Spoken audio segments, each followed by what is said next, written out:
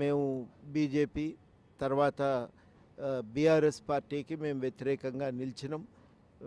BRS నిరంకుశ పాలన అంతం కావాలని, రాజ్యాంగాన్ని సవరించడానికి బీజేపీ చేస్తున్న కుట్రలను తుదముట్టించడానికి కానీ ఈసారికి కాంగ్రెస్కే ఓటు వేయాలని కూడా మేము ప్రచారం చేసినాం. అందులో భాగంగానే ఈ ఎమ్మెల్సీ పట్టభద్రుల నియోజకవర్గం నుంచి జరుగుతున్న ఎమ్మెల్సీ ఎన్నికల్లో కూడా కాంగ్రెస్ పార్టీకే స్పష్టంగా మా మద్దతును మేము ఇదివరకే తెలియజేసినాం.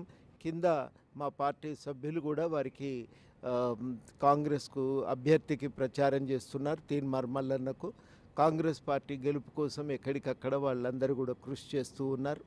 ఒక కూటమిగా ఏర్పడి ఒక మార్పు కోసం అందరం కలిసి ఒక ప్రయత్నం చేస్తున్నాం.